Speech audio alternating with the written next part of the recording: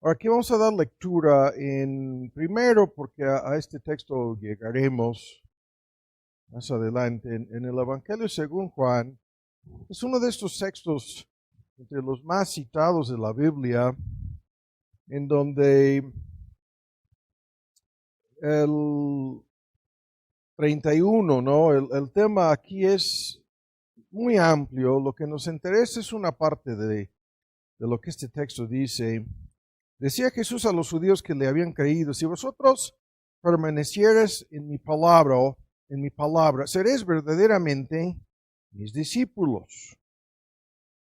Estamos en Juan 8, en el versículo 31. Y esta declaración, entre las más conocidas del ministerio público de nuestro Señor Jesús, en donde dice: conoceréis la verdad. Y obviamente hay un trasfondo aquí. Esta verdad es desde un principio, la verdad acerca de todo, ¿no? Pero esta verdad comienza con Dios. Es su verdad, es su palabra, es su mensaje de verdad, ¿no? Lo que Cristo dijo a Pilato: para esto he nacido, para esto he venido al mundo, para dar testimonio de la verdad. Esto fue el comentario, ¿no? Y Pilato burlándose, ¿no? ¿Qué cosa es verdad, no? Como vamos a ver, ese debate no termina hasta el día de hoy. Pero esta verdad, una vez siendo conocida, y obviamente hay, la esencia de esta verdad es lo del Evangelio, y el único camino de salvación, dice: esta verdad os librará, ¿no? Nuestra versión antigua: os libertará. Y los judíos se escandalizaron, se ofendieron al escuchar este comentario. Le respondieron: simiente de Abraham somos, no somos paganos, no somos de los gentiles, no somos idólatras, siempre hemos servido al único verdadero Dios, jamás servimos a nadie más. ¿Cómo dices tú seréis libres? Y Jesús les respondió: de cierto os digo, que todo aquel, y la palabra aquí es técnica, es una de esas palabras que no se traduce bien al español ni al inglés en realidad, y significa todo aquel que practica. Nuestra versión antigua dice hace pecado, pero se sobreentiende es practicar el pecado. Como vamos a ver, esto es el estilo de vida, es la esclavitud al pecado. Es esclavo, siervo, la palabra técnica aquí del esclavo más humilde nos habla en el griego, es esclavo del pecado. Y luego la advertencia: el esclavo no queda en casa para siempre, y el hijo, refiriéndose a sí mismo, es el único que queda para siempre. Así que la conclusión: si el hijo os libra, ¿no? Os libre o los libertare, la versión antigua, seréis verdaderamente libres. Ahora vamos al Salmo 1, rápido, hay que pasar a este texto que es la base de nuestro sermón el día de hoy. Y hay que volver a leer, ¿no? Este salmo, el primer salmo del libro de los Salmos, el capítulo 1, salmo número 1. Bienaventurado, ya sabemos, eso lo vimos hace 8 días, lo hemos escuchado muchas veces. Esta es la palabra técnica que quiere decir dichoso, ¿no? Bendito. Se sobreentiende que en realidad se sobreentiende que significa feliz, ¿no? Es quizás la mejor traducción, aunque es de mucho debate. Bienaventurado el varón, y el varón es una fórmula genérica para hablar de quien sea, la persona que X, quien sea. La persona que no anduvo en consejo de malos, ni estuvo en camino de pecadores, ni en silla de escarnecedores se ha sentado. Antes, todo por lo contrario, en la ley de Jehová está su delicia, y en su ley medita de día y de noche. Será como el árbol plantado junto a arroyos de aguas, que da su fruto a su tiempo. Su hoja no cae. Eso es tremendo, la ilustración figurativa, ¿no? Del árbol y su hoja que no cae. Y todo lo que hace, vean, ¿cómo puede ser esto? Todo lo que hace prosperará.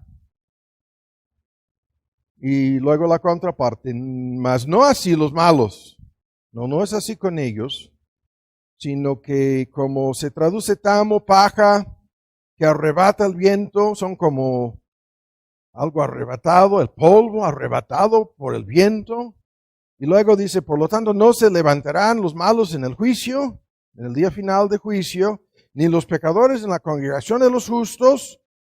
Y termina diciendo, porque Jehová conoce el camino de los justos, mas la senda de los malos perecerá. Ahora, estamos otra vez aquí atrapados nuevamente, el día de hoy, en medio de una miniserie que comenzó con motivos de Año Nuevo, sobre el enojo del hombre y la ira de Dios.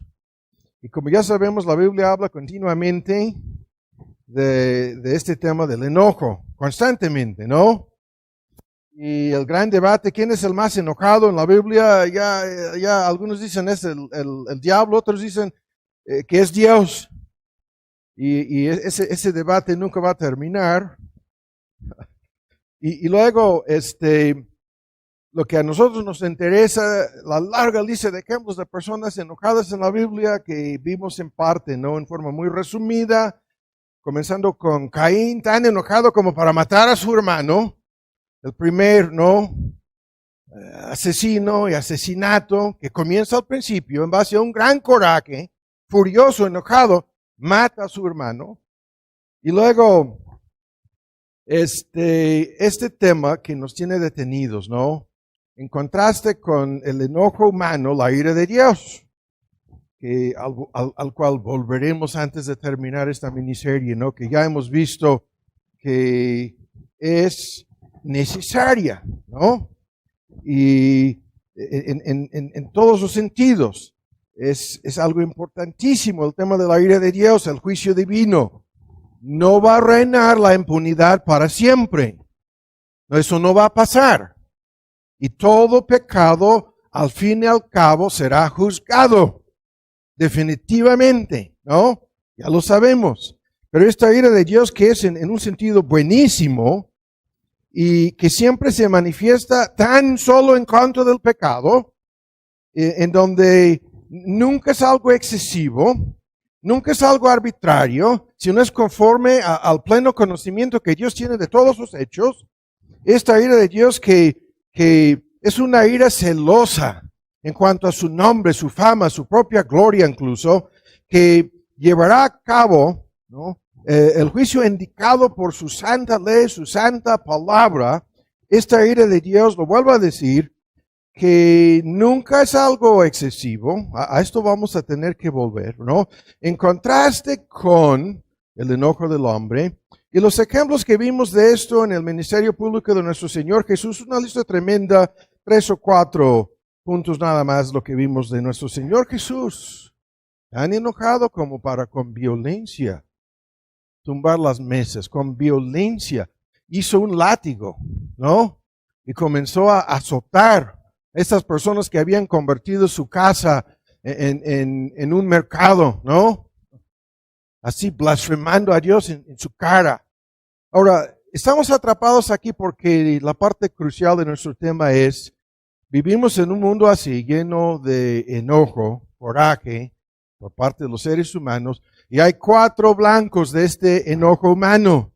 Muchísimas personas están enojadas contra Dios. Ese es el tema al cual le vamos a dar un poco más de seguimiento el día de hoy, en una forma indirecta y directa.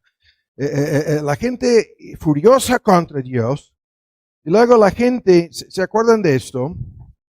Enojada en relación con sus circunstancias. Eso es más de lo mismo, porque en el trasfondo se da por sentado que Dios tiene algo que ver con mis circunstancias, contrarias, difíciles, ¿no?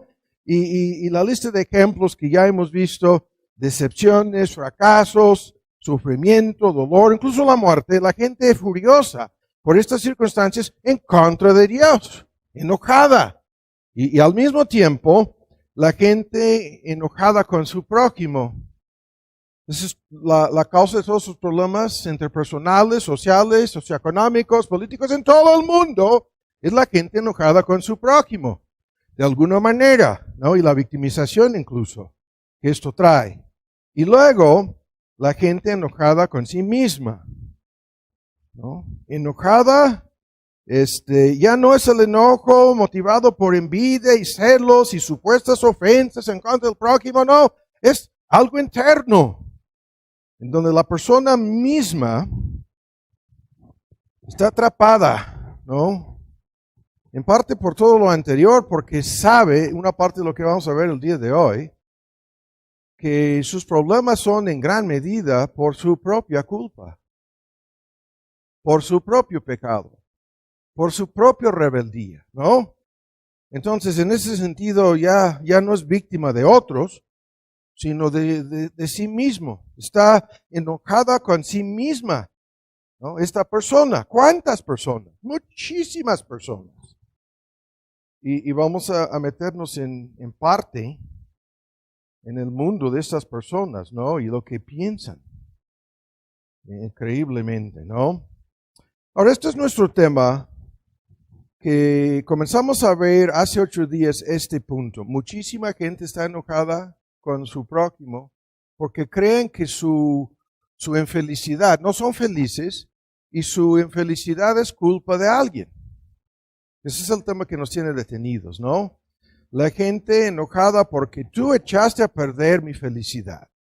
Ese es el tema en que estamos atrapados. ¿Ven cómo lo digo? Atrapados, obligados a darle un poco más de seguimiento para salir de dudas con esto. ¿Listos? El resumen, ¿no? Ahora, lo que vimos hace 8 días es la parte en que estamos atrapados.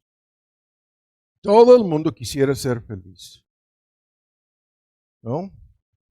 Todos quisiéramos ser felices. Esto, si Dios lo permite, lo vamos a discutir un poco más a fondo de hoy en 8.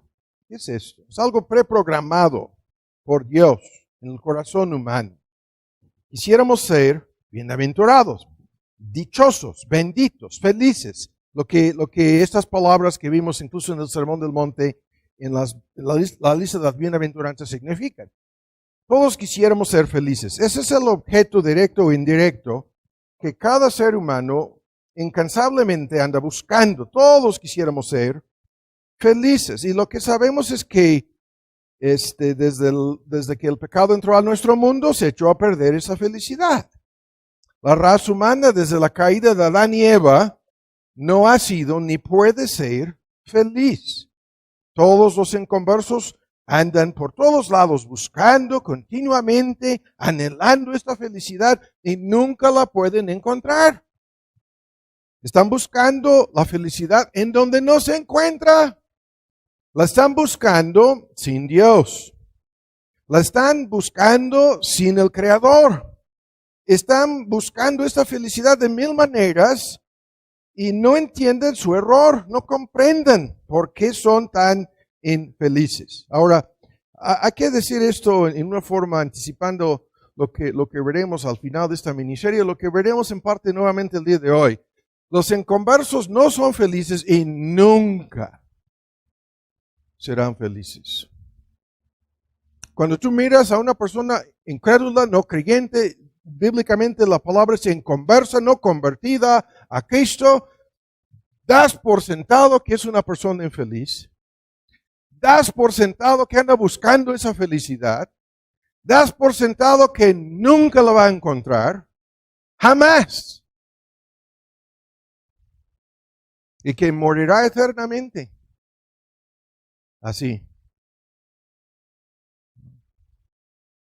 Irá a la perdición eterna, en donde jamás será feliz, sino todo lo contrario. Por lo que vimos hace 8 días, esto es una tremenda controversia en que estamos metidos, ¿no? En donde la mayoría de la gente que anda tan decepcionada, tan desanimada, tan infeliz, está metida en algún sentido en el debate. ¿Cómo encontrar la felicidad? ¿Cómo obtenerla? ¿Cómo, una vez obtenida, cómo conservarla? ¿No? ¿Cómo no perder esa felicidad? Y el debate va por muchos caminos. En síntesis, el mundo nos dice pecando, ¿no? Vamos a encontrar esa felicidad. En rebeldía en contra de Dios, vamos a encontrar lo que significa ser dichosos, ¿no? Y esto es el camino seguro a la felicidad. Y lo que vimos es que en medio de estas controversias, en donde piensan que que buscar a Dios y obedecer a Dios es la receta segura para la infelicidad. En medio de esa gran controversia en que estamos metidos, hay gente de todo tipo, ¿no?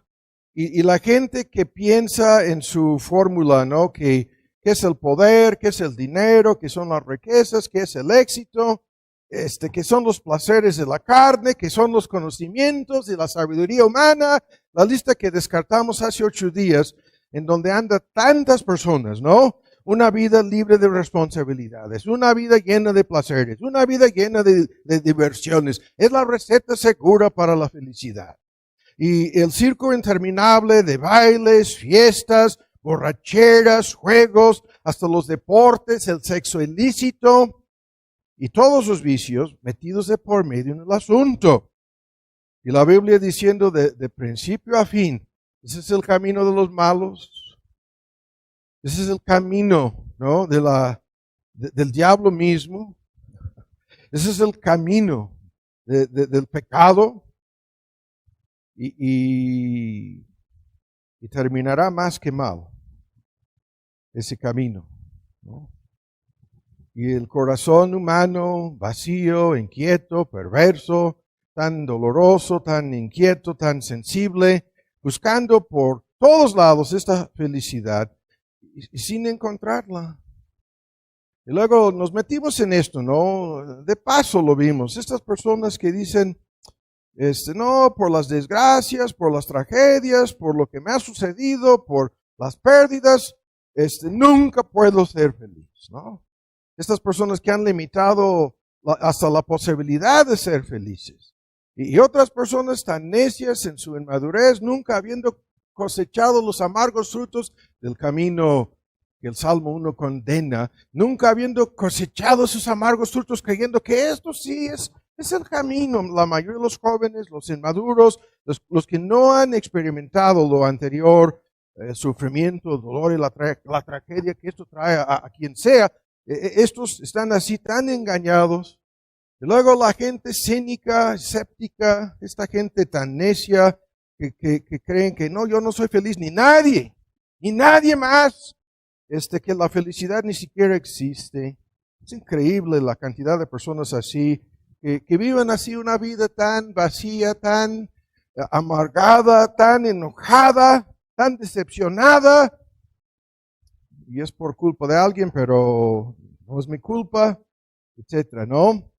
Y lo que vimos es que, en síntesis, que la Biblia abarca todo este tema, y por el tiempo que se nos está yendo, ahora vamos al Salmo 1 para hacer un tan solo bosquejo, nada más, de cómo el Salmo 1 abarca este tema. Y comienza primero, ven con mucha atención, lo que está aquí es importantísimo. Comienza primero señalando el camino falso, ¿no? Diciendo que todos los que andan en este camino falso, acabo de resumirlo, no son felices ni nunca lo serán. Y describe este camino con podríamos detenernos aquí mucho tiempo, no lo vamos a hacer el día de hoy. Estas 3 palabras las pueden subrayar en sus Biblias: andar, ¿no? Estar, esa es nuestra versión antigua, y sentarse. Hay un mini sermón en cada una de esas 3 palabras. Bienaventurado, feliz la persona que no anda en el camino de estos. Se describe el camino de estos primero como el consejo. Vamos a discutir una parte de este consejo de los malos el día de hoy. ¿Cuál es el consejo de estos malos? Es lo que acabo de resumir, que en rebeldía y pecado hay una receta segura para ser feliz. Esto es su consejo. Así andan aconsejando a medio mundo, con noticieros, con anuncios en televisión y radio, con la música popular, y etcétera, etcétera, ¿no? Y la lista es interminable, con el cine y las telenovelas, están aconsejando a la gente a andar en este camino. Y luego estar en el camino. Es la persona que, habiendo escuchado desde su niñez esto, cuanto más ya en su adolescencia lo puede probar, ahora se mete en este camino y comienza a andar en el camino de los pecadores, como el texto lo dice. Luego termina sentándose. Luego tiene ahí su silla puesta y ya está sentada, ¿no? Ahí y cree que tiene, agarrando el volante, no voy a decir más. Ahí está sentada la persona. Y de entrada la palabra de Dios dice, no, la persona feliz no hace nada de esto, no sigue de entrada estos consejos. Los vamos a refutar otra vez el día de hoy. Les pido perdón, anticipando lo que vamos a decir. Ni da la bienvenida, ni escucha estos consejos de los malos, ¿no? No les hace caso. Menos piensa, lo voy a probar. Lo voy a poner a prueba. Lo tengo que experimentar para llegar a mi propia conclusión, para saber si esto es así. No pone en práctica ninguna de esas cosas. No sigue estos propósitos. No caen bajo estas así llamadas filosofías, ideologías, puntos de vista. No adopta esta perspectiva de vida. Menos toma una silla. El texto habla de la silla de los escarnecedores. Esos son los burladores, ¿no? Es una progresión, el tiempo no nos permite detenernos. Espantosa la descripción. No, dice, la persona feliz, lo vimos terminando hace 8 días, pon tu delicia, deleítate en Dios, ¿no?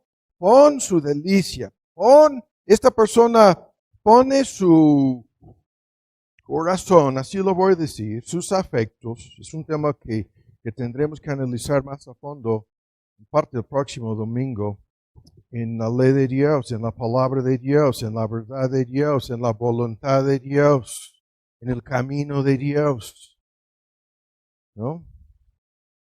Ese es el gran contraste. El versículo 2, en la ley de Dios su delicia, en la ley de Dios su mente, sus pensamientos, hasta como para meditar en esto. Es tremendo el argumento. De paso lo estamos señalando.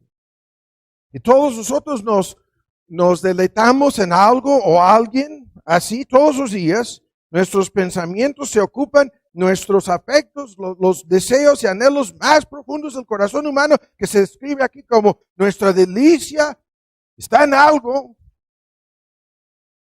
Y el texto de entrada dice, si no nos deleitamos en Dios, entonces nos estamos deleitando en algo inferior, en algo pasajero, en algo temporal, en alguna vanidad ilusoria, en un sinnúmero de cosas. Es saber, en el pecado nos estamos tratando de divertirnos, de deleitarnos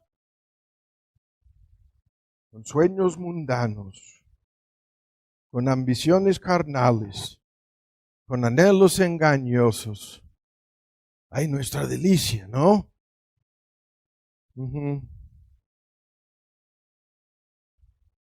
Si no estamos con el salmista en el versículo 2, con nuestra delicia puesta en Dios. Deleitándonos en Dios. Es tremendo esto, lo vamos a discutir más a fondo próximamente. Deleitándonos en su existencia. La idea aquí es tremenda. La misma existencia de Dios, el hecho más importante, trascendental, ¿no?, que un ser humano pueda contemplar.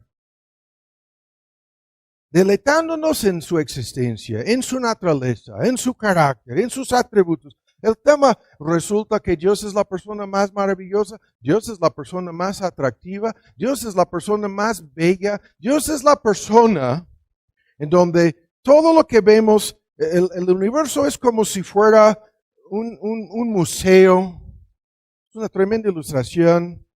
Algunos, creo que Calvino decía un teatro, es como un museo en donde hay un despliegue de la gloria, los atributos, la naturaleza, el carácter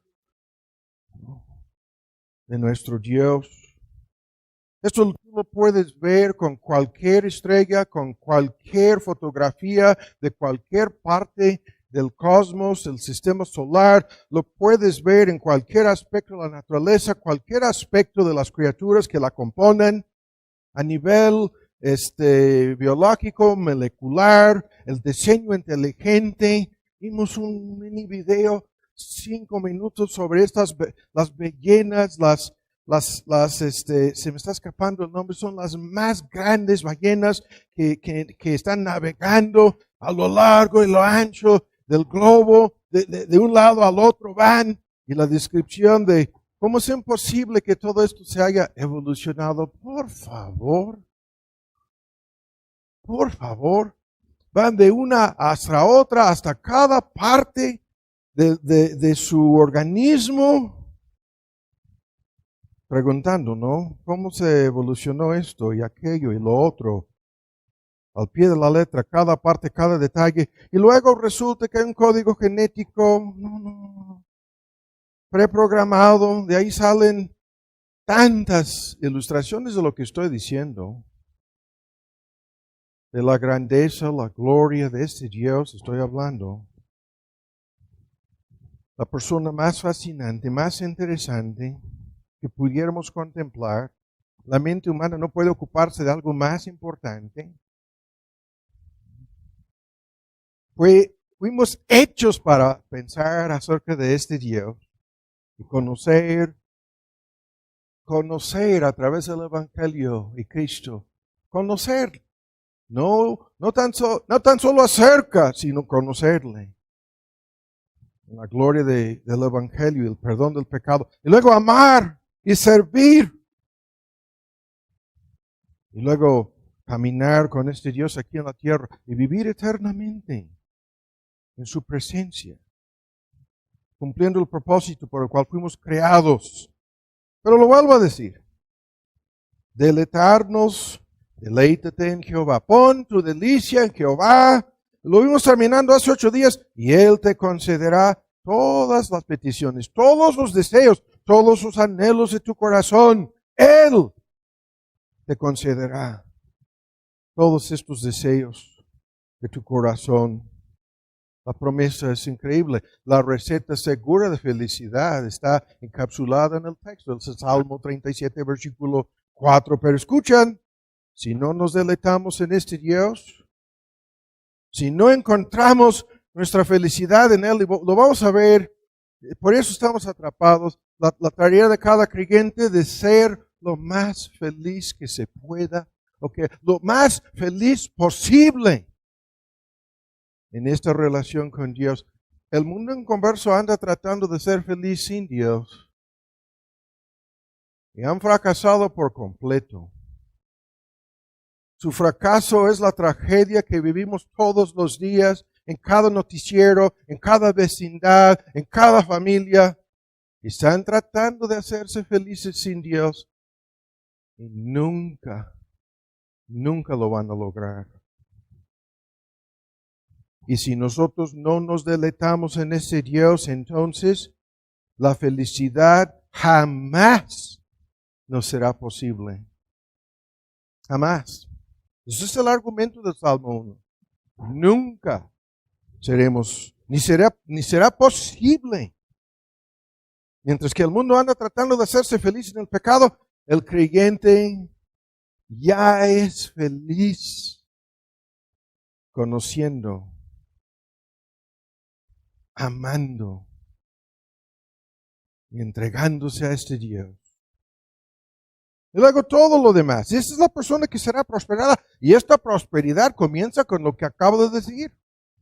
No es el evangelio falso de prosperidad socioeconómica que predican en tantas sectas a lo largo y ancho de las Américas. No. Esa es la verdadera felicidad. La verdadera prosperidad. Es la prosperidad que comienza con la prosperidad de tu alma.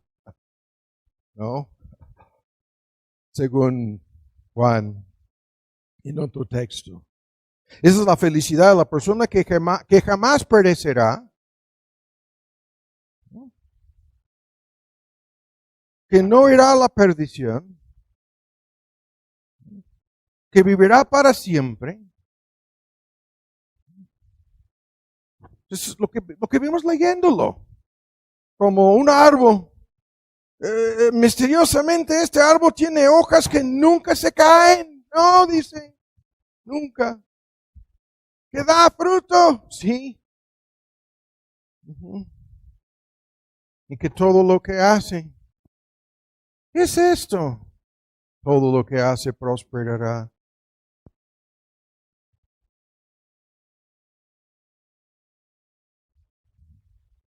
Lo vuelvo a decir, lo dije al principio. Tú al ver a tu vecino, tú al ver a los compañeros de trabajo, tú al tener algún contacto o relación con los miembros de tu familia que no son creyentes, ¿sabes que no son felices? Y la tragedia, nunca lo serán. No son verdaderamente prosperados, ni nunca serán prosperados. No, la descripción aquí es la más, algunos creen, yo creo que en el ministerio público de Cristo las descripciones son peores. El horno de fuego, el gusano que no se muere. Aquí algunos dicen, no, del Antiguo Testamento es lo peor que puede haber.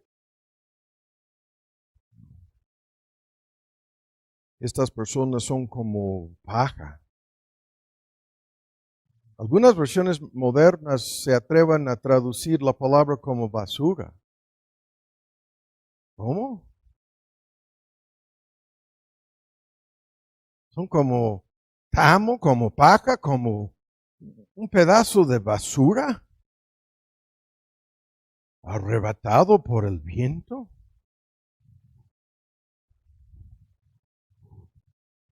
Como en Nagasaki, Hiroshima, como en Dresden, como en la ciudad de Tokio en la Segunda Guerra Mundial.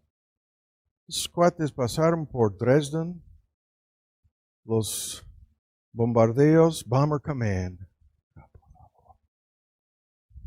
Bomber Harris, el encargado de planear la misión. Pasaron la primera vez con 240 y tantos aviones que dejaron bombas que cayeron sobre la ciudad de Dresden y abrieron los techos de la mayor parte de los edificios.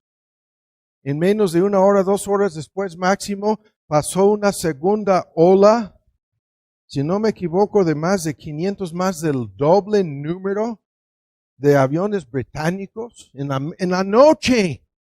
Y estos aviones traían estas pequeñas bombas incendiarias que prenden fuego, que cayeron en donde, los dejaron caer en donde se habrían abierto todos los techos ya.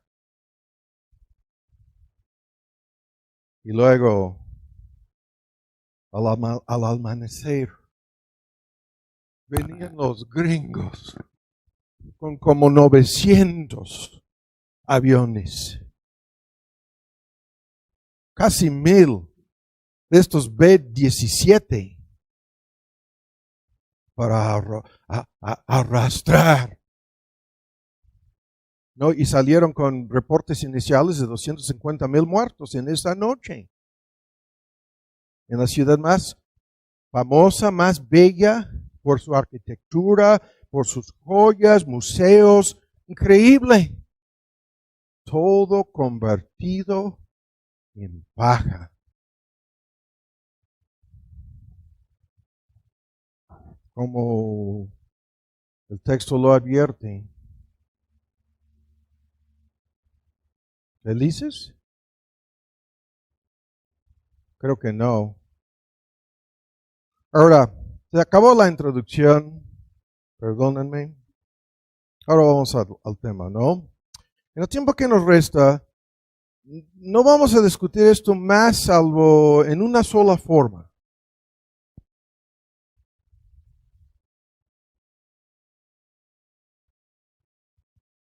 Y en relación con lo anterior, los documentales están tú puedes ver lo que acabo de decir. Y las fotos son videos que tomaban de los mismísimos aviones cuando destruyeron la ciudad de Dresden. Oh, increíble, increíble. fueron acusados de haber cometido el crimen humanitario más grande en la historia del mundo. No, eso no fue así. Ahora, en el tiempo que nos resta, nos interesa este argumento. ¿Por qué la gente no creyente, los no convertidos, no se deleiten en Dios? Lo vamos a ver en una forma limitada el día de hoy, en forma negativa, y lo vamos a discutir desde la perspectiva de la ley de Dios. El texto dice, en la ley de Jehová, en la ley de Dios está su delicia, el versículo 2. Ahí están los creyentes. Ahí está la receta secreta que vimos hace 8 días para su felicidad. Pero aquí también están los no creyentes, cuya delicia está en el pecado, en la rebeldía, en la desobediencia a esa ley de Dios.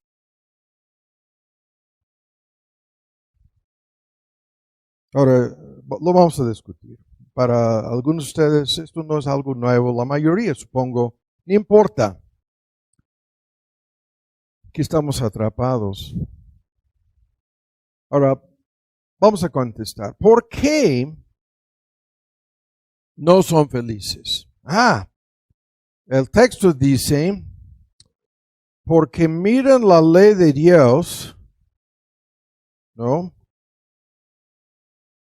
como en contra de su felicidad. Así de sencillo. Así comenzó el debate en el Edén. Así le dijo el diablo a Eva, ¿no? Ustedes que creen que Adán y Eva son cuentos biológicamente han demostrado ya repetidas veces en los últimos 2 años. Han genéticamente comprobado que todos los seres humanos somos descendientes de una sola pareja original. Eso no es mi argumento, es la así llamada ciencia, en donde a veces la ciencia confirma lo que la palabra de Dios dice. Pero el diablo dijo a Eva que la ley de Dios estaba en contra de su felicidad. Esto fue su argumento, lo sabemos. El diablo dijo, no, la ley de Dios te está poniendo restricciones aquí innecesarias. Peor, está imponiendo algunas restricciones que van a impedir que tú seas feliz, mujer. Eva, lo sabemos, creyó, tragó el anzuelo, se convenció del razonamiento del diablo. El diablo decía, no, esto de que te prohibieron, les prohibió, pero a ti en particular, mujer, tú estás prohibido agarrar el fruto del árbol. Esto está en contra de tu felicidad, ¿no lo entiendes? Está en contra de tu autorrealización. Y Eva cayó en la trampa, porque llegó a la misma conclusión. Caramba, este ser maravilloso, resplandeciente, está diciendo algo importantísimo. Y luego termina ella con que no, este fruto es codiciable, agradable. No puedo ser feliz sin comer de ese fruto. ¿Cómo voy a ser feliz? Es como un anuncio en la televisión en donde te convencen de que esta comida rápida es la mejor que hay. Y tú estás en una miseria total hasta que llegas a probar, a ver si es verdad o no.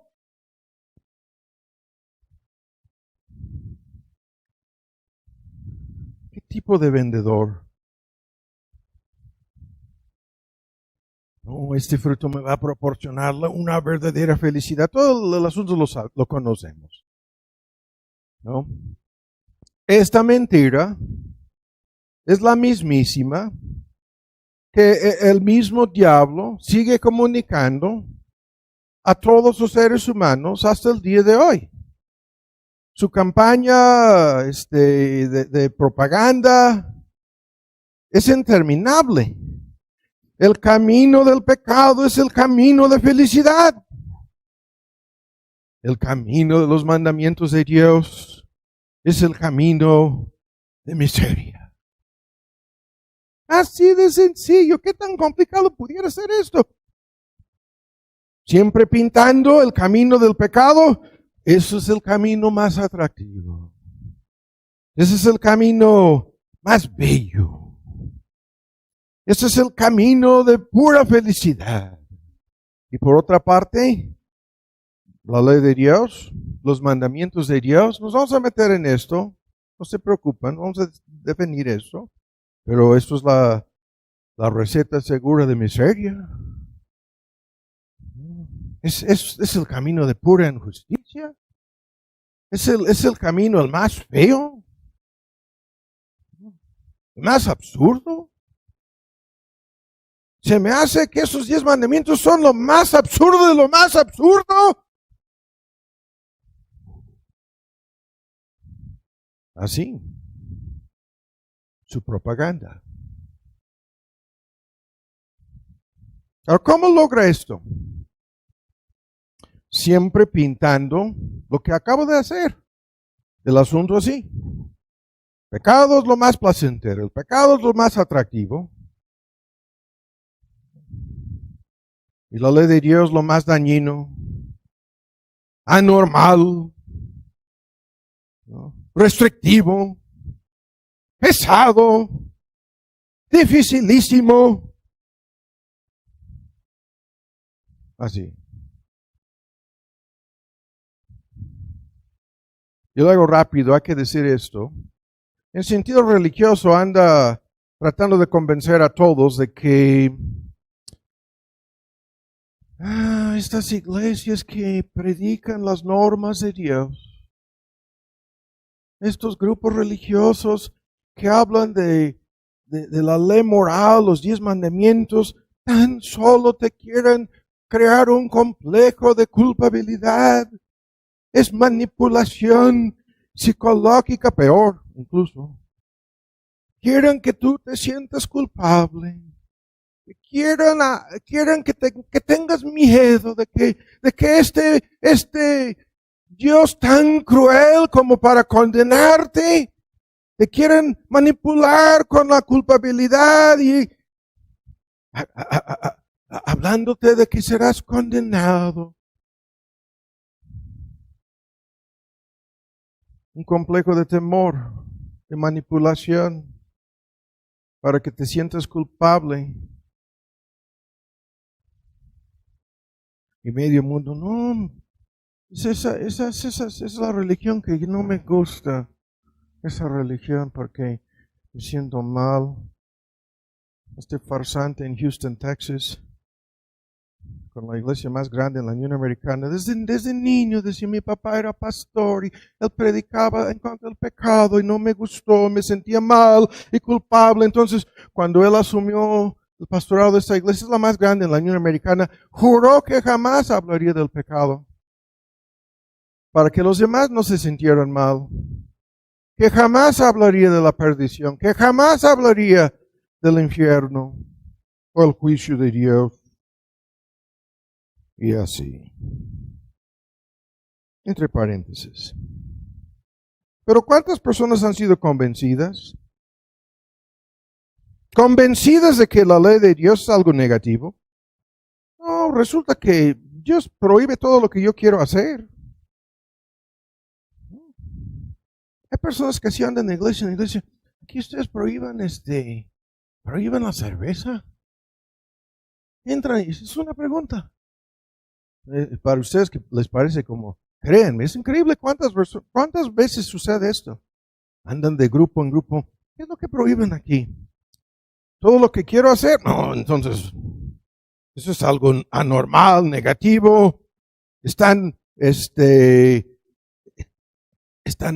hablando en contra de mis deseos naturales.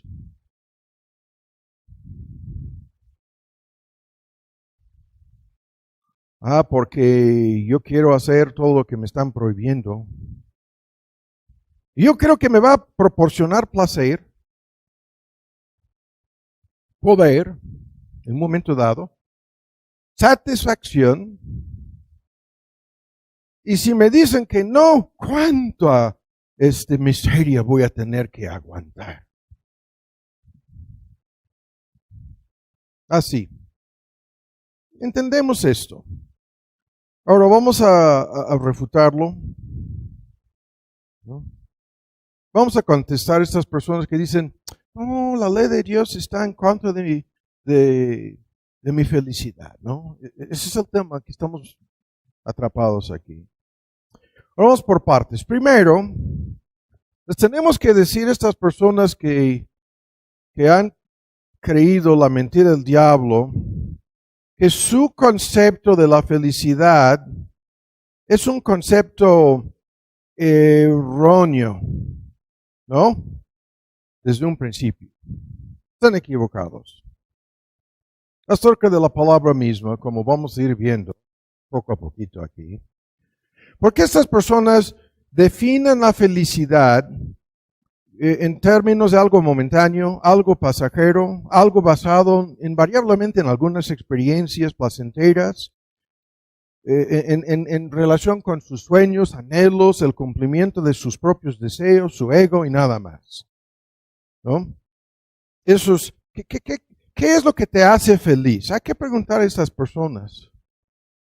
No, ni es necesario hacerles la pregunta, ¿no? Porque desde un principio su concepto de todo esto es erróneo. Han limitado su felicidad a lo que acabo de decir. Algo físico, algo externo, algo centrado en el cuerpo normalmente, en los apetitos del cuerpo, en una buena comida, ¿no? En la lista que es interminable de aspectos del cuerpo, en las concupiscencias. La Biblia dice concupiscencias de la carne, que es la naturaleza humana pecaminosa, envenenando a su cuerpo mismo, ¿no? Con deseos perversos. Y estas personas creen que al darle rienda suelta a estos deseos, que serán felices. Escuchan la respuesta. No están tomando en cuenta la realidad. No están pensando en su alma, no.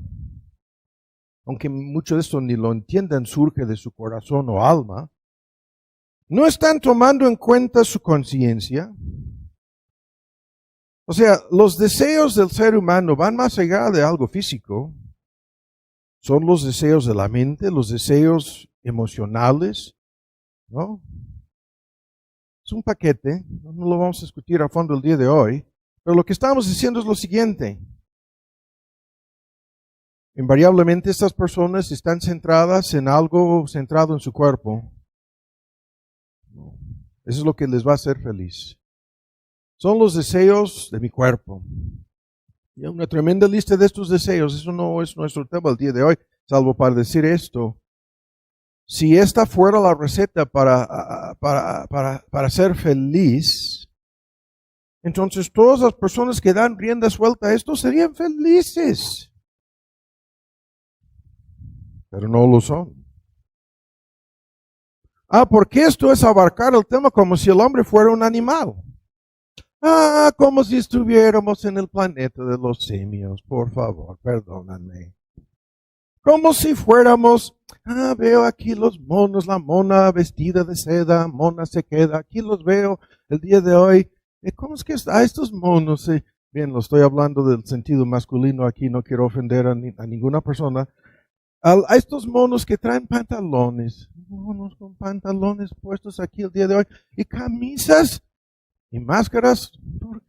¿Qué tipo de monos serán? Esto es tratar el tema como si el hombre fuera un animal. Si fuéramos animales, entonces con el cumplimiento de los deseos del cuerpo seríamos felices. Lo cambio. Si fuéramos simplemente animales, las croquetas serían más que suficientes. Los animales domésticos están contentos con sus croquetas. Más que felices. ¿No tienen mente como nosotros? No. ¿No tienen inteligencia como nosotros? No. ¿No fueron creados en la imagen moral del Creador? No. No, ni siquiera son conscientes realmente de su propia existencia más allá de algo preprogramado, no. Con croquetas. Más que felices. Y así muchos anuncios. Con esta, no voy a decir la comida, vean cómo estoy guardando mi lengua aquí. Con este sabor y esta oferta y la caja feliz, Señor. La caja feliz. ¿No? Por favor. Peor los que dicen, no, yo no estoy ahí con todo. No, es el éxito. Lo vimos hace 8 días. Son las riquezas. Son las diversiones. Para ser feliz. Son los conocimientos de todo menos Dios. Lo que me hace feliz. Tampoco. Lo vimos hace 8 días. Tampoco. Su concepto es erróneo. De entrada. Son como si fueran niños jugando y nunca salieron del kinder, no. Digan como niños en el kinder estas personas.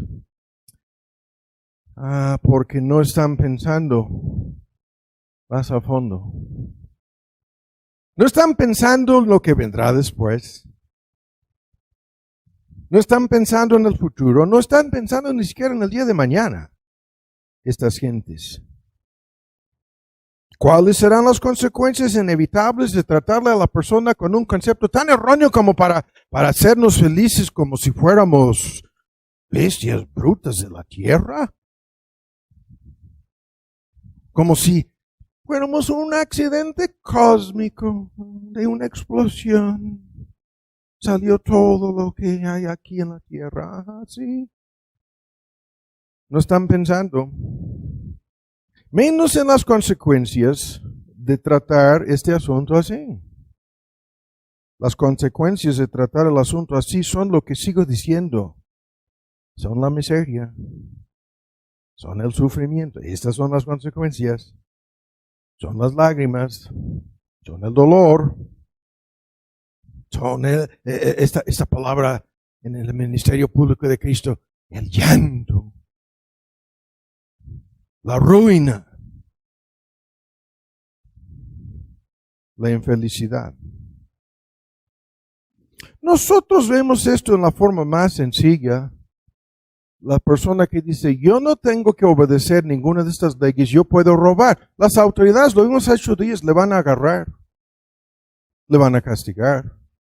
La persona, yo puedo matar. ¿Qué le van a hacer las autoridades? Dando rienda suelta a sus pecados en desobediencia a la ley de Dios, ¿no vendrán consecuencias? Al mentiroso, al ladrón, al avaro, al adúltero, ¿no vendrán consecuencias? De parte de terceros, ¿no vendrán consecuencias a la vida de estas gentes? En los países en donde reina la impunidad dicen que no.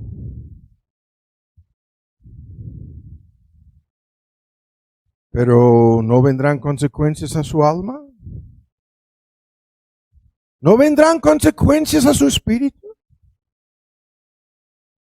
¿No vendrán consecuencias para su cuerpo? No. No.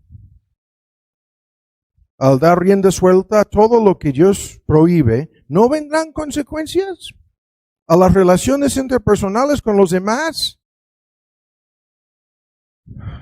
¿No vendrán consecuencias destructivas en el matrimonio, en la familia? ¿No saldrán las familias fragmentadas porque ahí en el núcleo familiar cada quien está dando rienda suelta a sus pecados? No vendrán consecuencias. Por lo menos en su conciencia, el remordimiento, la autocondenación, la falta de paz, trastornos emocionales, problemas psicológicos. ¿No vendrán consecuencias de tratar el asunto tan erróneamente como lo que le da felicidad a tu perro?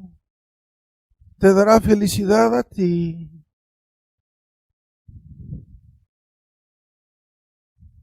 No. Las consecuencias quiere decir que haciendo la prueba misma se descubre cuán errados están. La prueba misma lo demuestra, las consecuencias mismas comprueban el argumento. ¿Hay alguna persona feliz robando? Les pregunto. ¿A de veras? Matando, seré feliz. Engañando, ¿no? Estamos hablando de una pequeña parte de la ley moral de Dios que prohíbe estas cosas. O viviendo en la inmoralidad como sin ninguna restricción sobre mi sexualidad. ¿Ah, de veras? ¿Serás feliz? No. Lo que tenemos que decir a estas personas, eso es lo más increíble, es lo más sencillo. Lo que les tenemos que decir es que no son felices. Se van a enojar al escucharlo. Se van a enojar. Simple y sencillamente porque nosotros les estamos diciendo que no son lo que profesan ser. Ellos nos quieren convencer de que tienen la razón, de que su oposición a la ley de Dios no es porque esta ley está en contra de su felicidad, pero han comprobado lo contrario. Violando la ley de Dios no son felices. Lo que no entienden es que ven cuán erróneo es esto. El pecado y la felicidad son cosas opuestas. Por más que traten de hacerse felices pecando, ¿cómo es lo que sigue diciendo esto el predicador? Por más que quieran creer que el pecado les hará felices, no lo son. Ellos mismos en su propia experiencia han comprobado lo contrario. Han tratado de hacerse felices pecando. El fracaso ha sido total. Es increíble. Y siguen aferrándose a lo mismo. Y luego se vuelven cínicos, como lo comenté al principio. Luego se vuelven escépticos. Porque son tan desilusionados, tan vacíos y tan infelices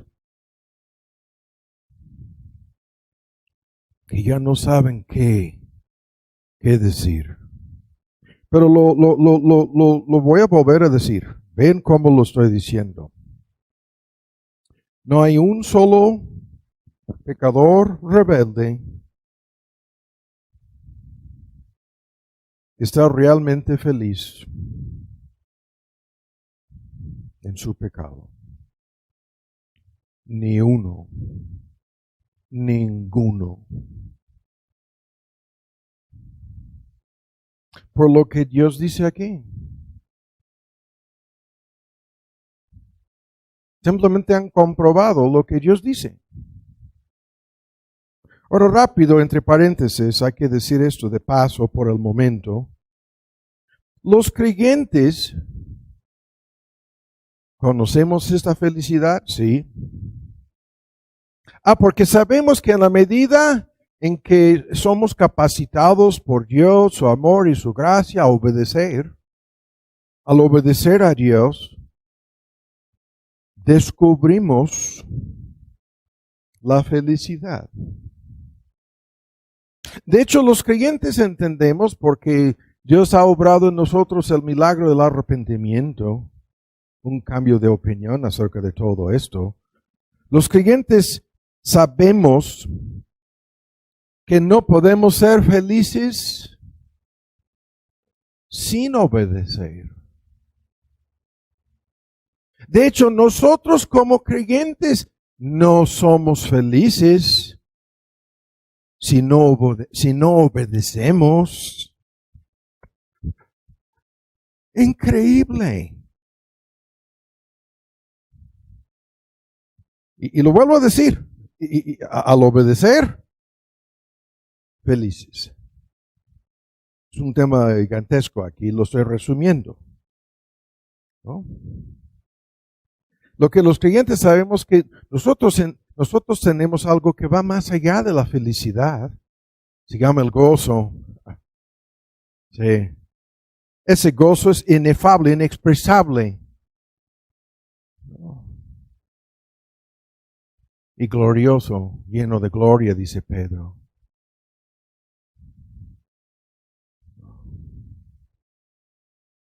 Es increíble la parte aquí de contraste. Pero estamos aquí con la parte negativa, ¿no? Ahora rápido, vean, en su concepto erróneo de todo esto, ¿cuán erróneo? Los inconversos piensan que la ley de Dios está en contra de su libertad. Eso fue el argumento del diablo. ¿Qué tipo de esclavitud hay aquí, mujer? Les dijo que no. Es lo que cada pequeño piensa cuando sus papás le dicen lo mismo, que no. Piensan que sus papás están en contra de su felicidad. Y la gente en conversa, como si fueran esos pequeños niños, siguen pensando, la ley moral de Dios está en contra de mi libertad. Sí. ¿Qué quiere decir eso, mi libertad? Es mi derecho de hacer lo que quiero. Con mi vida, con mi cuerpo, con mi libre albedrío, que no existe. Técnicamente hablando, es un mito, es un cuento. Pero hay que contestar a estas personas que no, su concepto es tan erróneo que como para decir, la ley de Dios está en contra de mi libertad. ¿Ah, de veras? ¿Qué quiere decir la palabra libertad entonces? Para estas personas, la libertad quiere decir libertinaje. Es todo lo anterior otra vez. No debe haber ninguna restricción, no. No, ninguna prohibición, nunca, ninguna prohibición. ¿Ah, de veras? ¿Es lo que quiere decir la libertad? Sí. Y sin límite, sin límite. El derecho de hacer lo que quiero. Hoy en día esto es el reclamo de los que dicen con su género, con su sexualidad, con sus posesiones, con sus facultades, con sus dones, con sus talentos, el derecho de hacer lo que quiero, con lo que es mío. ¿A de veras?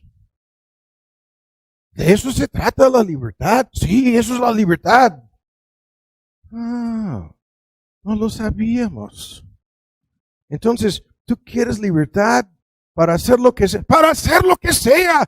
Y otra vez la lista, la ley. Ok, libertad para robar. Sí, libertad para robar. Libertad para codiciar. Sí, para codiciar. Libertad para mentir. Claro, para mentir y engañar. Libertad para fornicar, adulterar y hacer cosas peores con mi sexualidad. Toda la libertad de hacer lo que quieras. Como si tu cuerpo fuera, un argumento espantoso sobre esto. Por favor, Tomás. Como si tu cuerpo fuera como estas ladrillos de Lego. Am I saying that right? Como si las partes y miembros de tu cuerpo fueran ladrillos de Lego. No puedo decir más. Perdónenme. No puedo decir más públicamente desde este púlpito. Por lo menos con los ladrillos de Lego, las piezas tienen que cuadrar. Creo. No, estos son como los pequeños que... No voy a decir más. Es la libertad para obedecer a cualquier autoridad, comenzando con los padres, el quinto mandamiento. Es la libertad para dar rienda suelta a todos los ídolos del corazón, el primero y el segundo mandamiento. Es la libertad para no tan solo tomar el nombre de Dios en vano. sino blasfemar a Dios en su cara. En síntesis, en cuanto a la primera tabla de la ley, es la libertad para vivir como si Dios no existiera. Eso es la libertad. Estas personas quieren ser libres de cualquier obligación de amar a Dios. Sí, nadie nos puede obligar a amar. Nos encontramos libres. No, en vez de amar, aborrecemos a Dios. Y la libertad de no amar al prójimo. La gente que nunca ha entendido amor para con Dios, para con el prójimo, es lo más sencillo aquí en la ley moral de Dios. Pero queremos libertad de no tener que amar a nadie, salvo a nosotros mismos. Nuestro ego, nuestro yo. Nadie más.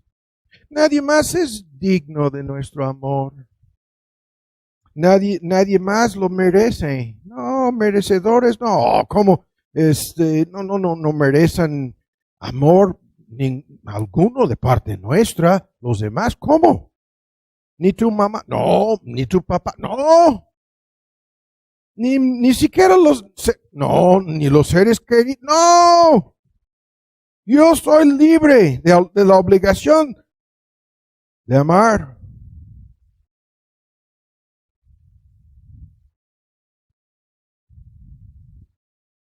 ¿Cuántas veces hemos escuchado esto?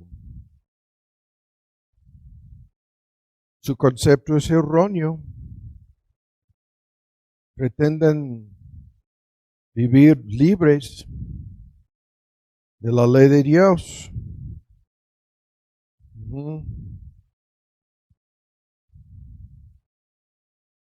Y aquí tenemos que detenernos unos momentos. Estas ilustraciones las conocemos. Para estas personas la libertad termina en lo que llamamos el relativismo. ¿Qué es esto? Ellos quieren la libertad de hacer las leyes. Yo quiero hacer mis propias leyes. El mero hecho de reconocer que hay leyes morales que yo tengo que obedecer, que yo no firmé, yo no acepté ninguna de estas leyes. Y increíblemente cuando les preguntamos, ok, ¿cuáles han de ser tus leyes? No, yo estoy en contra de cualquier de estas, de esta, lo que se llama la ley moral, 2 tablas para con Dios, para con el prójimo. ¿Y cuántas veces lo hemos escuchado? Si en la vecindad de la delegación de Cuauhtémoc fueron a dejar de matar mañana,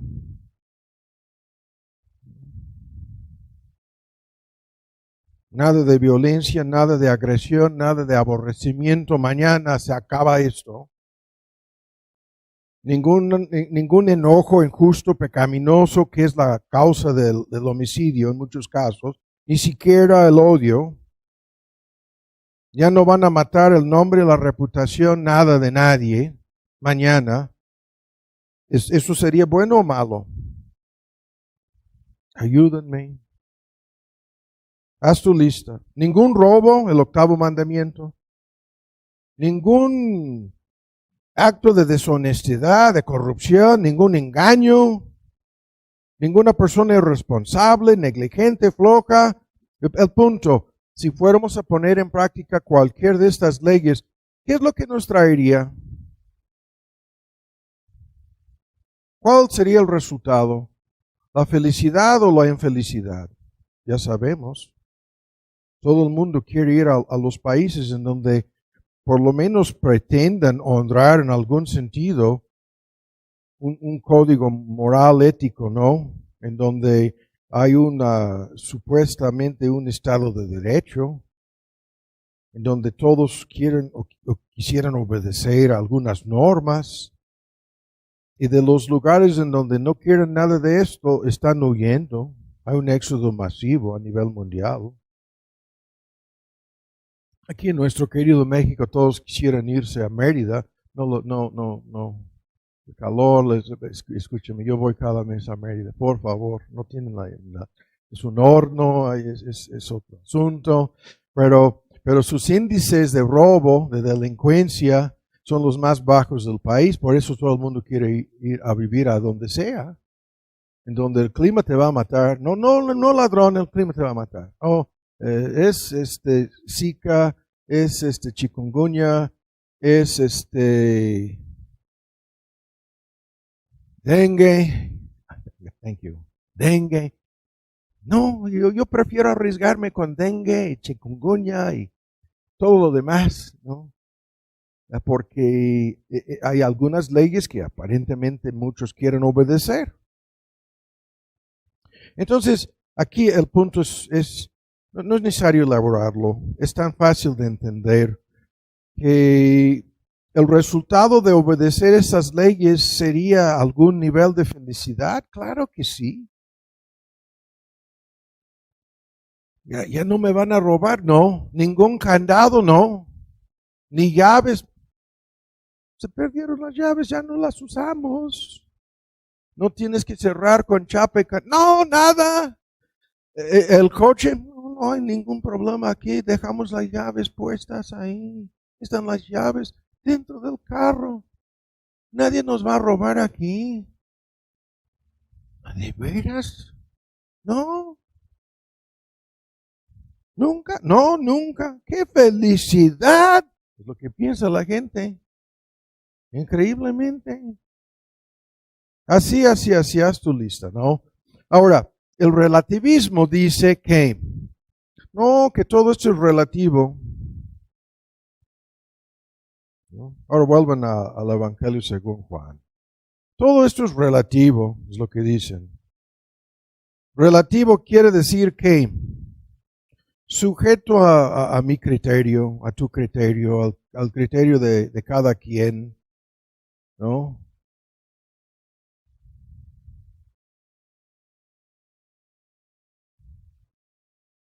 Que lo que es el bien para mí, no, a lo mejor no lo es para ti, es relativo. Entonces, en tu vecindad, no se oponen a los malvados, a los narcos, a los que andan extorsionando, cobrando derecho de piso o cuotas. No, aquí, bienvenido, es relativo. No queremos estorbar la felicidad de estos que así son felices robándonos. No queremos acabar con su felicidad de ellos. ¿Eso es como tú determinas el bien? Sí. ¿Pero no eres tú un miembro de una de esas bandas? Sí. ¿Y a los que estás robando son felices ellos? No, no lo son. Pero la felicidad es relativa. Esa es la tontería, ¿no?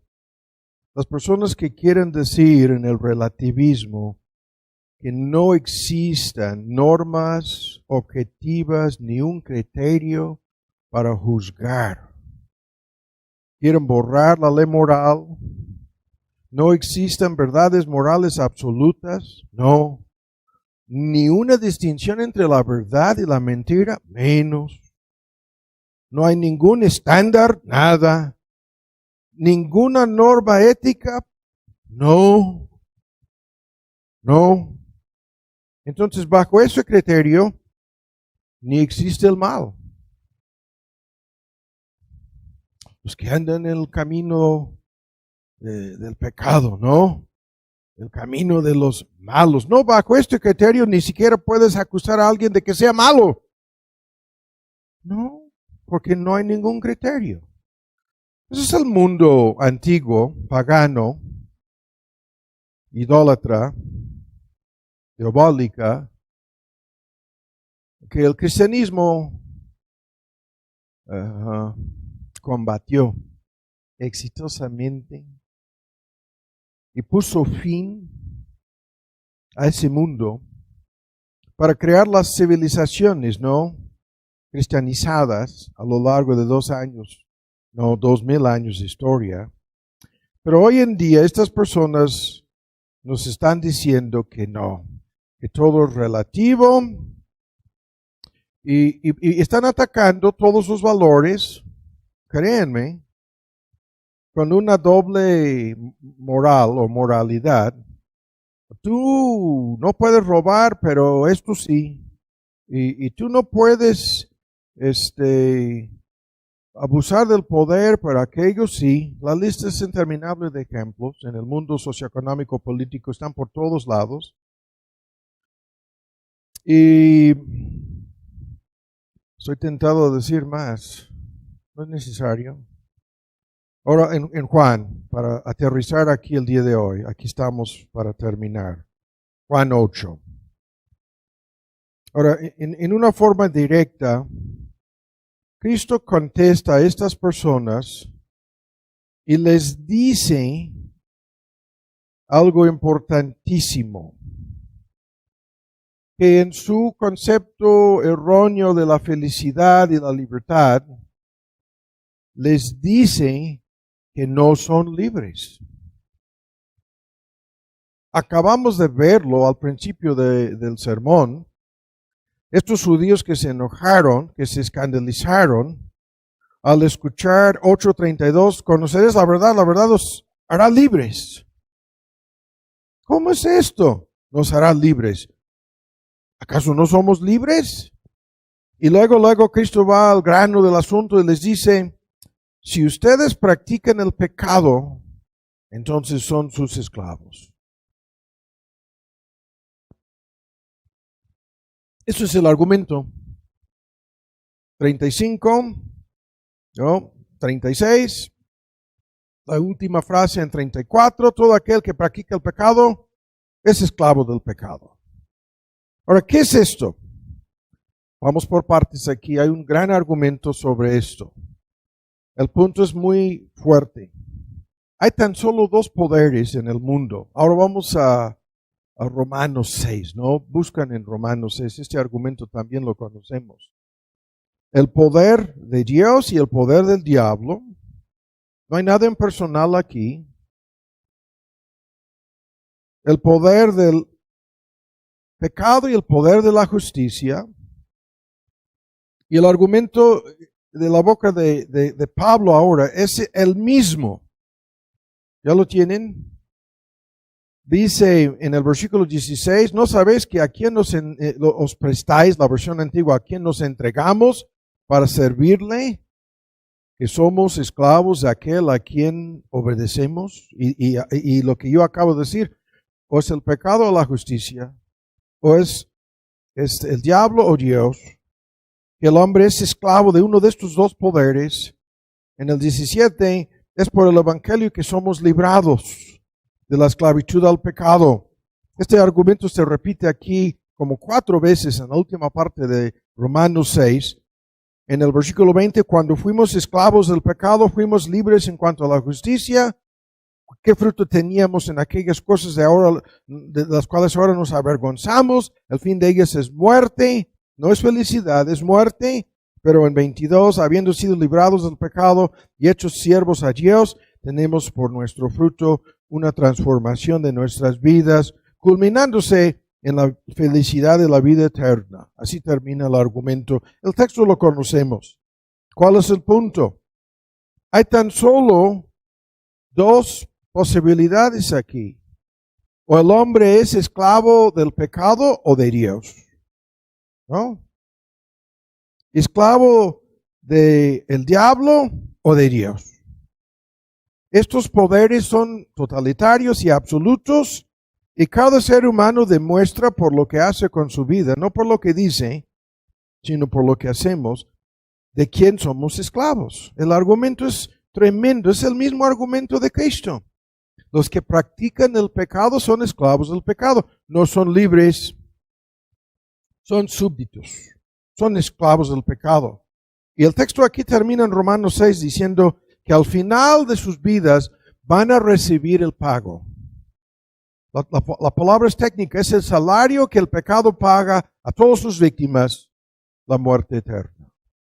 La paga del pecado es muerte. La dádiva de Dios, vida eterna, por medio de Cristo. El pago del pecado, la dádiva de Dios es gratuitamente la salvación, pero las consecuencias eternas del pecado son la muerte eterna. El pecado les va a pagar al final lo que iban cosechando a lo largo de sus vidas, lo que comentábamos al principio. Miseria, dolor, sufrimiento para siempre. Eso es lo que van a cosechar. Y el punto es tan fuerte, no son libres. Estas personas en su relativismo, ¿no? En donde proclaman su libertad de la ley de Dios, son en realidad esclavos de sus propios pecados. La libertad de la cual nos hablan no existe. Son esclavos de los vicios, son esclavos de la bebida, son esclavos del sexo ilícito, son esclavos. Y lo vemos por todos lados, con una persona endrogándose, con estupefacientes, nos damos cuenta de que esta persona se ha esclavizado por medio de eso, ese vicio, pero lo vemos con la envidia, esclavos de la envidia. Lo vemos con los celos, esclavos de los celos. Lo vemos hasta lista con la codicia, el materialismo, esclavos del materialismo. Y lo vemos con el odio, lo vemos con el resentimiento, lo vemos con la victimización, lo vemos en todo el tema que estamos viendo aquí, en donde la gente está enojada por su infelicidad y esto es culpa de alguien. Ellos dicen que es culpa de terceros, o culpa de sus circunstancias, o culpa de Dios. Nosotros estamos confirmando que es culpa de ellos. Es culpa de ellos. Es su propia culpa. Y la prueba de esto no tan solo es este argumento en que estamos enredados por el momento, sino también, escuchan, para mostrar su libertad, entonces tan solo les vamos a decir entonces que dejan estas cosas, que dejan de robar, que dejan de codiciar, que dejan, ¿no?, de pecar. Y lo que vamos a descubrir es que no pueden. Eso es lo más increíble del asunto. Si pudieran dejar, si fueran realmente libres, estos pecados, entonces no existiría ningún lugar como la cárcel, ¿no? No existiría nada parecido a una prisión, ¿no? No. Nada para castigar a estas personas. ¿Por qué castigan a personas así? En parte, ¿no?, por lo que han hecho, y en parte tienen que encerrar a muchas de estas personas para que no sigan haciendo lo mismo. No es tan solo lo que ya hicieron, es para que no sigan haciéndolo. Tienen que ser encerradas, castigadas. Y en ese sentido, ahora vuelvan a Juan 8, ¿no?, y vamos a concluir. En ese sentido, vemos el argumento de Cristo. Que su concepto de libertad es falso, su concepto de felicidad es erróneo, y ahora vamos a terminar con esto. Esto es lo más absurdo. El argumento de muchas de estas personas es que la ley de Dios está en contra del amor. Eso es lo que dicen. Esta fórmula la conocemos. Cuando Cristo dice que son esclavos, luego dice que tan solo Él puede librar a esos esclavos. La verdad y Cristo. Conoceréis la verdad y la verdad es lo que les va a librar en 32. Y luego dice, yo, el Hijo, mayúscula, soy la única persona que les puedo librar por medio de la verdad de la esclavitud en que se encuentran. Ahora, para concluir el día de hoy, hemos dado una gran vuelta aquí y vamos a terminar con ese asunto del amor, pero para demostrar el punto, están enojados con los demás, están enojados con Dios, están enojados con sus circunstancias, cuando deberían de enojarse con sí mismos por todo esto. Por todo lo que hemos resumido aquí, deberían de estar más que enojados. Y esto es lo que sucede con el arrepentimiento. Cuando una persona se arrepiente del pecado, comienza a entender lo que me ha sucedido es por mi propia culpa y por mi propia necedad. Y al arrepentirse, ¿no?, comienza a entender esto, el verdadero amor. Ahora, hay que concluir con esto el día de hoy. Estas personas llegan al extremo, y esto es el reclamo que hay por todas partes en los medios, en los grupos que promuevan un libertinaje hoy en día. Dicen que si nosotros no nos doblegamos ante lo que ellos quieran, es porque no hay amor en nosotros, por un lado. Por otro lado, en lo más profundo de su ser, crean que Dios está actuando en una forma no amorosa, ¿no? Ahora buscan en Romanos 13, que Dios está en realidad no amando al poner alguna restricción. Es como el niño que piensa, no me deja cruzar la calle en el eje central al mediodía, sin ayuda, sin respetar el señalamiento para los peatones. No me dejan, incluso no me dejan jugar aquí en medio del eje, mis papás, porque no me aman. No. Eso es lo que están diciendo, algo tan absurdo. Ahora, para entender este argumento en síntesis, tan solo es necesario leer aquí en Romanos 13. Y el argumento es tan fuerte. Estas personas definen el amor en una forma falsa. Su concepto es erróneo, porque quieren separar el amor de la ley, creyendo que si tú no das a Juanito luz verde para jugar en el eje central, en medio del tráfico, es porque no amas a Juanito. Y si amaras a Juanito, no le impondrías ninguna ley. Eso es su argumento, ¿no? Ahora, para terminar, aquí lo vemos. ¿Lo tienen? Romanos 13, en el versículo 8, no debáis a nadie nada, sino amaros unos a otros, porque el que ama al prójimo cumplió la ley. Y luego, de inmediato, este amor se define en términos de leyes. Porque no adulterarás, no matarás, no robarás, no darás falso testimonio, no codiciarás, y si hay algún otro mandamiento de índole o de naturaleza moral, en esta sentencia, en esta forma resumida, se comprende, ¿no? Sumariamente, dice la versión antigua. Amarás a tu prójimo como a ti mismo, el amor no hace mal al prójimo, así que el cumplimiento de la ley es, ¿no?, el amor.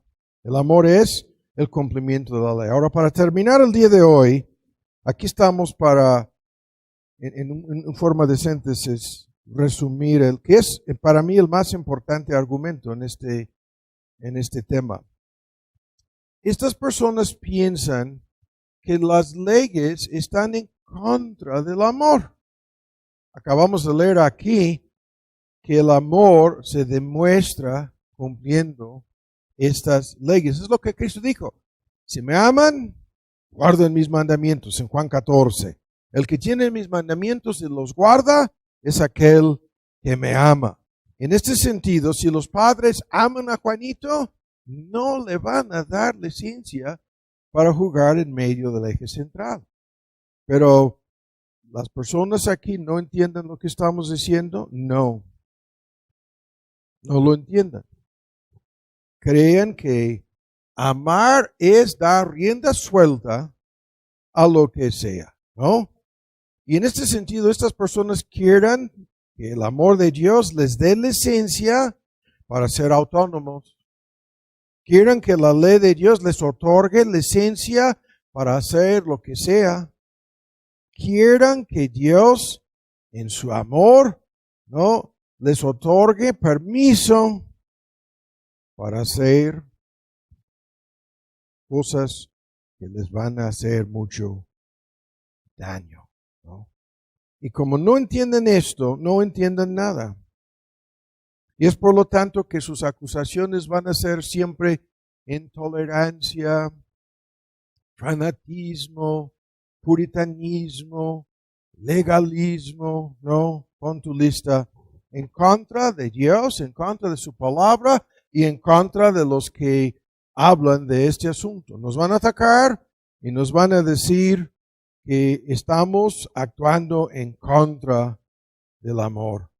Pero para terminar el asunto del día de hoy, hay que, y aquí vamos a limitarnos a un solo punto, hay que decir algo muy importante sobre este punto. El amor verdadero, en su manifestación, desea, vean los puntos, que nuestro prójimo sea bueno, esta triple definición, que nuestro prójimo sea santo, y ahora viene nuestro tema, que nuestro prójimo sea feliz para siempre. Ahora, ¿qué es esto? Bueno es perdonado, justificado, cambiado por Dios. Santo es transformado para ser más y más y más la persona que Dios quiere que seamos, semejantes a Cristo. Y por último, ¿no? De esto depende la felicidad. Felices para siempre. Para siempre. Eso es lo que el verdadero amor desea. Y en el trasfondo de lo que hemos escuchado el día de hoy, eso es el argumento en el Salmo 1. Las personas que siguen a Dios son personas cambiadas y transformadas por Cristo, por el Evangelio de Cristo. Tienen una naturaleza cambiada, en síntesis, en principio. Y de tal modo cambiada que estas personas pueden amar al prójimo, ¿no? Pueden buscar el bienestar de otros, pueden, aun cuando esto significa negarse a sí mismos para procurar la felicidad de otros, pueden hacer todo esto porque tienen su necesidad de ser felices ya satisfecho en Dios. Y aquí hemos dado una tremenda vuelta. La necesidad que cada persona tiene de ser feliz se cumple tan solo por medio de Cristo, por medio del Evangelio, conociendo el perdón de Cristo, conociendo el amor de Cristo. Y una vez que esto suceda en nuestras vidas, escuchan, ya no tenemos que buscar la felicidad en donde no se encuentra. Ya no tenemos que buscar ni siquiera nuestra seguridad, nuestra autoestima, nuestra satisfacción, nada de esto. No, porque en la bienaventuranza de conocer a Dios, de ser amados por Dios, de entender lo que Cristo hizo para salvarnos, siendo amados, siendo en este sentido abrazados por el amor de Dios en Cristo, somos librados de todo este paquete de infelicidad, de tal modo, para terminar, nosotros podemos ser felices no importando nuestras circunstancias. Sí, porque para nosotros nuestra felicidad está en Dios. Exactamente lo que el Salmo 1 dice. Conociendo a Dios, conocemos esta felicidad. Esto no es una fantasía. Ven cómo lo estoy pintando para concluir el día de hoy. No es un mito. No es simplemente algo que suena bien al escucharlo, elaborado o argumentado en un sermón. Es una realidad. De tal modo que el creyente que sea, ven cómo lo voy a pintar aquí. Sus circunstancias no son la causa de su felicidad, no. Puede encontrarse encerrado en una prisión en Corea del Norte. Sí. Puede ser que le hayan sometido a una horrible tortura, o sea, maltratando su cuerpo y tratando de obligar a este creyente a renunciar a su fe en Cristo. Sí.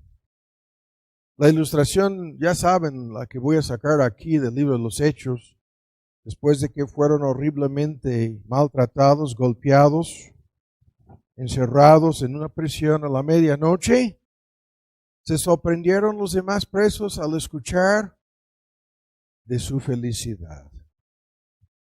cantaban, ¿no? Himnos a Dios y oraban al mismo Dios a la medianoche. Y eso es mi punto aquí. Esta felicidad supera las circunstancias, sí.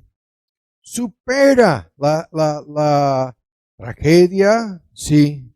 Eso es la prueba de ácido, lo que estamos señalando. Supera, ¿no?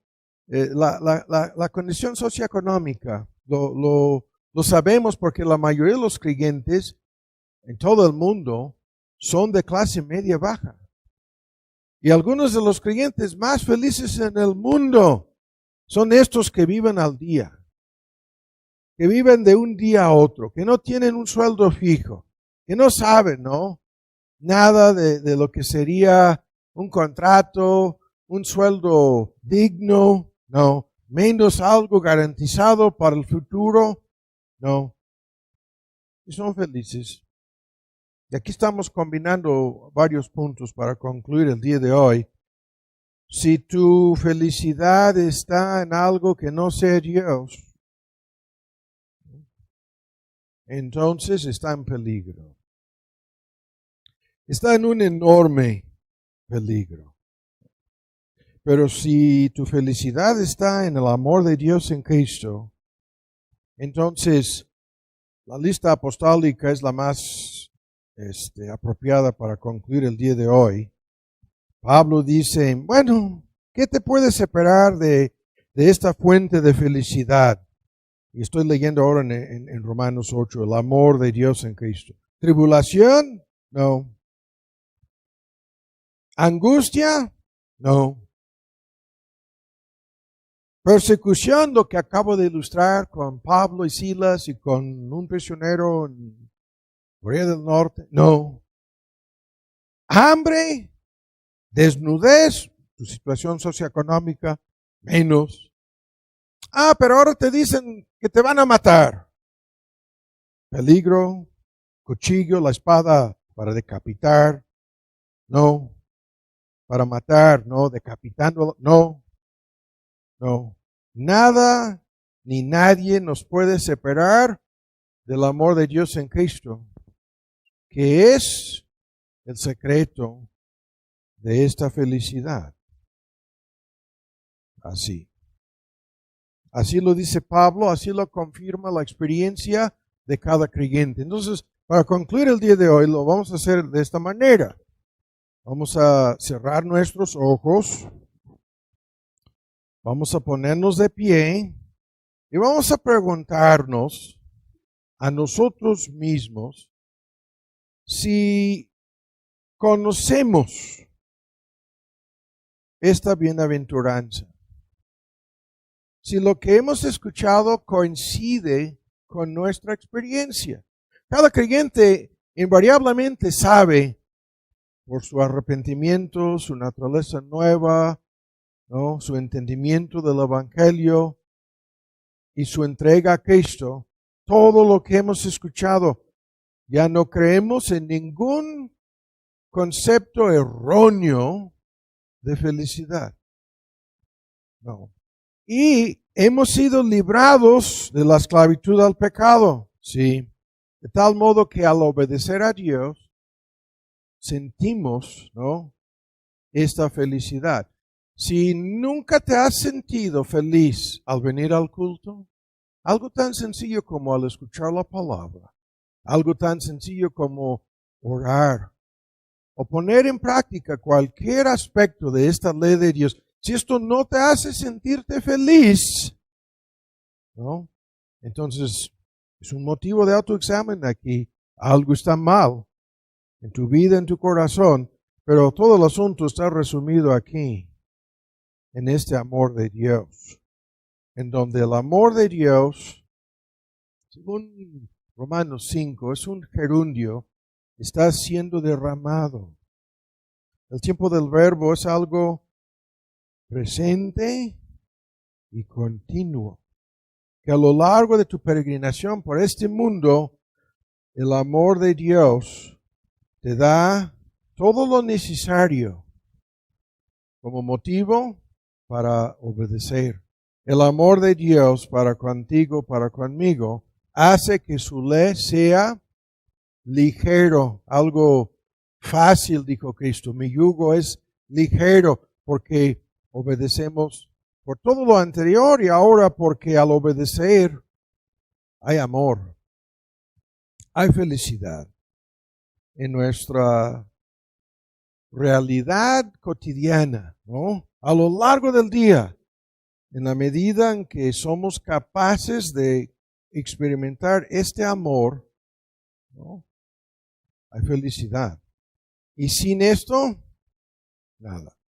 Padre, te damos muchas gracias por habernos reunido, por habernos permitido usar este estudio el día de hoy para contestar al mundo que nos rodea en su búsqueda de felicidad y al mismo tiempo para reafirmar en nosotros, en nuestras vidas y en nuestros corazones, cómo tu amor, cómo tu ley, cómo la obra de Cristo en nuestras vidas nos ha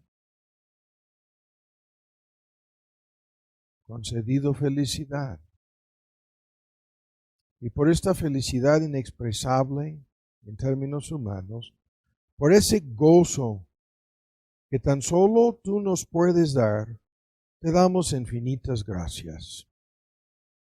Te damos gracias porque hemos encontrado lo que el primer salmo dice, la bienaventuranza. Y por eso te damos las gracias. Por los que no te conocen, te seguimos pidiendo para que puedan ver su error, para que puedan reconocer su esclavitud al pecado y para que puedan acudir a tu amor en Cristo y conociéndote, ser amados y transformados y así serán felices. Por eso te pedimos en el nombre de Cristo Jesús. Amén.